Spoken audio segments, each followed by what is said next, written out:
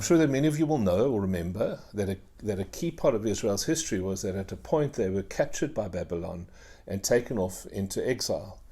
And obviously that was not only traumatic for them, but it became a defining moment. So much of Israel's story revolves around that event. We even today in biblical studies talk about what happened before the exile and what happened after the exile. And aside from those things, of course, it gave Boney M one of their most popular songs, By the Rivers of, that one. Anyway, in our reading today from Jeremiah, the prophet Hananiah steps up and says God's going to break the yoke of bondage of Babylonian captivity over Israel within 2 years. And then they're going to be free to return home to Jerusalem and Judea. And of course that sounds like extraordinarily good news because at first exile, captivity would have felt like forever. And now the promise is that it will only be 2 years, and that doesn't seem too long. But then Jeremiah, another prophet, steps up and he says, not so quickly.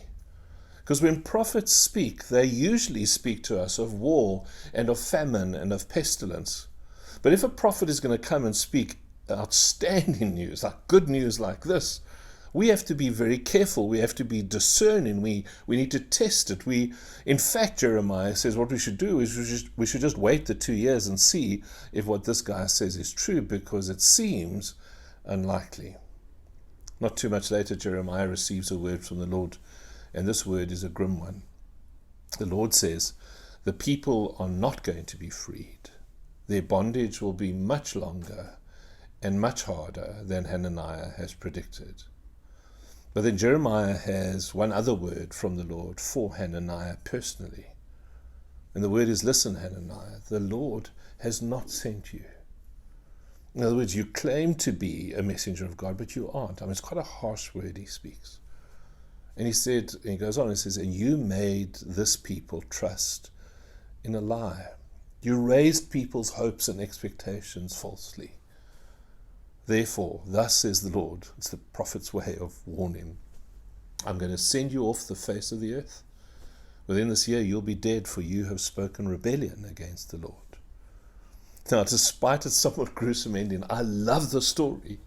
And the reason I love it, the reason I feel so passionately about it, is because this is what we see in human relationships. These are the dynamics we see not only in society, but we see them certainly in the church. Psychologists have given this dynamic of that little story, they've given it a name. It's called toxic positivity, where people will say, don't worry, be happy, even when things clearly are not going to be all well.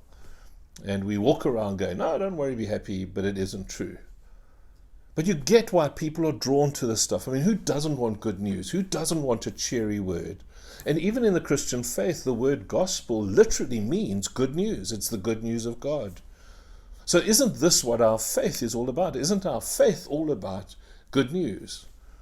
There are thriving megachurches, but not only megachurches, whose entire theology is not so much gospel as it is just positivity.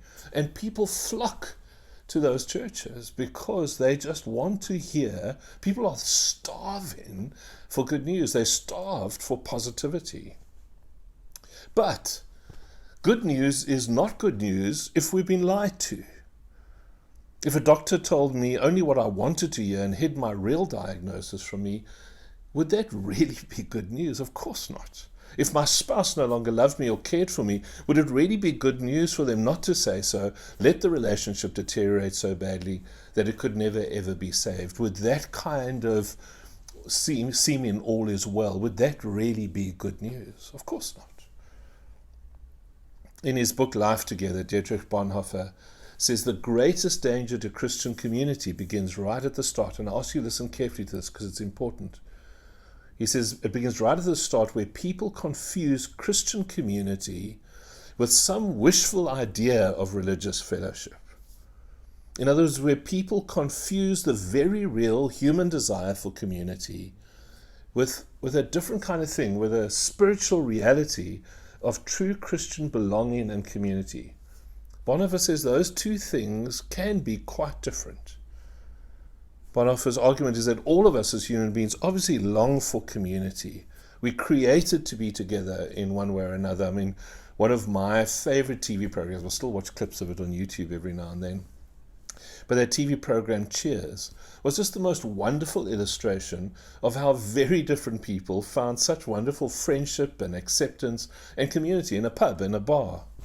And I think millions of people loved the show, not only because it was well written and well cast, but also because I think it awoken in people this deep longing for that kind of community, a place where everybody knows your name and where you are accepted and drawn. I think that was half the charm of that show. And so today we shouldn't be surprised that we choose places which work for us, that we look for our own Cheers bars in our life, places which meet our needs. And so what happens, this is Bonhoeffer's argument, when we come to church, we come with the very same longing, the very same expectation. We're looking for community. And as we do in most other situations, we want community on our terms and in our way. We want to find a place, we look for a place where there's a Hananiah who will tell us the things we want to hear. We look for a community of people who will tell us the things we want to hear. And Bonhoeffer describes that kind of longing. He calls it our wish dream. It's what we long for, our wish dream. But he says to us that Christian communities break down as Christian communities. They break down when they spring just from wish dreams. In other words, when our Christian community comes just from some human idea of what Christian community should be or could be, then they are in a sense worth very little. And Bonhoeffer goes on in that book, and I'm speaking of him quite a lot today deliberately, but Bonhoeffer goes on to say that by God's grace, God will shatter our dreams of what we think Christian community should be. And I love this line, He will overwhelm us with a great general disillusionment with others, with Christians in general, and if we're fortunate, He will overwhelm us with a great disillusionment with ourselves, even with ourselves. Because everyone needs a Jeremiah who will tell us the truth. As wonderfully warm in as a Hananiah can be, what we really need is we need an environment in which we have a Jeremiah who can tell us the truth. Bonhoeffer goes on and says, by sheer grace, God will not permit us to live even for a brief period in a dream world. Only that fellowship which faces such disillusionment with all its unhappy and ugly aspects, and too many of us know that what that's like in church life. He says only once we've been through that terrible stuff can we begin to be what we should be in God's sight as a church, as a community of faith. It's quite a thing that we cannot be a true community until we've had our illusions shattered. We'll not be able to be committed to real Christian community until our fantasy has been destroyed. And Bonhoeffer, if I may, it's not much more, but Bonhoeffer goes on to say, the sooner this shock of disillusionment comes to an individual or to a community, the better it is for everyone. Because a community which insists on keeping its illusion will permanently lose the promise of Christian community. In other words, we will eventually collapse as a Christian community and we'll end up just being a club, just a gathering of people. We could be a Cheers bar. And some people say, well, is that so bad? But I go, but it's not so bad, but it's not Christian community. Those who love their dream of a community more than the Christian community itself, they become destroyers of the possibility and of Christian community itself.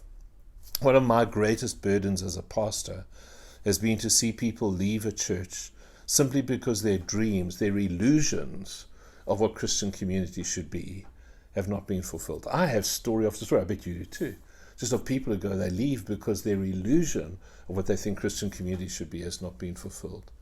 And of course, in some ways, that's even my own illusion, the source of my burden, that I keep hoping that we as Christian people will resolve conflicts and disagreements well, that we will learn to speak truthfully to one another well, that we'll learn to act courteously with one another, or to use a biblical phrase, that we'll learn to bear with one another. And the truth is, we see so little of that happening in the Christian community, so little. It's remarkably little happens in the Christian community. And the reason it doesn't happen is because most churches have never learned to be Christian communities. We've learned to be a cheers bar. We've learned to be human beings who kind of can get on with one another. But the minute Jeremiah comes along and speaks truth, we don't cope. In our gospel reading, Jesus says, "Whoever welcomes you welcomes me, and whoever welcomes me welcomes the one who sent me." And so Christian community is not some ideal we're trying to create. We're not trying to create a perfect church, because there is no such thing. We're not trying to create the best Christian community here in PE or anywhere else. We're not trying to do that, because there is no such thing. Christian community is, the scriptures teach us, Christian community is a reality that God has already created in the person of Jesus. And we get to choose whether we want to be a part of that or not. It's available to us. The Christian community is in Jesus, and we choose whether we want to be a part of that. So when we gather in church communities, we do not gather around each other. We are not, if you're not a member of us, we're not fundamentally a gathering of people. We are people gathered around Jesus.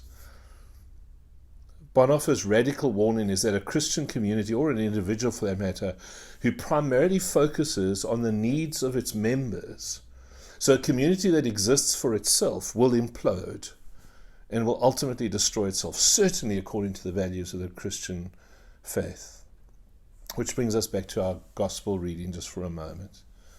As Jesus sends his disciples into the world, he gives them this simple insight, and it's profound. People who welcome you, he says to his disciples as they go out, those who welcome you are in fact welcoming me. And I don't know if this helps you, but there's that line from the wonderful hymn, "To God Be the Glory." We go, "Oh, come to the Father through Jesus the Son." And it's not only the Father that we come to through Jesus the Son. The truth is we come to each other through Jesus the Son. In human community, I keep using the cheers bar as example. In human community, we relate to each other directly. Norm talks to Cliff across the bar.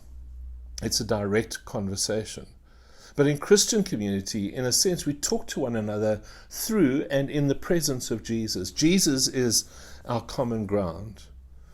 And when we welcome one another, when we greet one another at church, when we greet those who come to our church, we are not only greeting them as human beings, we are greeting Jesus. We are welcoming Jesus. When we serve one another, we are serving Jesus. And when we hurt and harm one another, which is inevitable, what we want to look for is we want to look for a way in which we can find peace in a way that is pleasing to Jesus, because it's all about him. It's all about him in Christian community. It's not about what we want. It's about the Jesus way. I don't entirely understand this deep conviction that I have at the moment that's emerged quietly during my sabbatical. I wasn't even particularly conscious of it. But I sense this. I think for a few weeks I'm going to be preaching on some kind of things around church and community. And I think part of it is because I believe that God is calling our church community to a season of renewed commitment to being the people of God. A renewed commitment to not a religious organization, to not belonging to some good charitable, Christian charitable organization.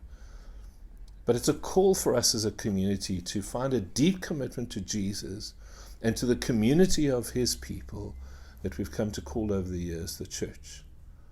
And so I issue that invitation to you as well. Find within yourself a renewed commitment to the gathered people of God. It's God's call upon us. And come to affirm today that we gather around Jesus and that he is what matters. And one of the ways we honor Jesus in our life is by being in his community. Thank you for joining us today, and God be with you.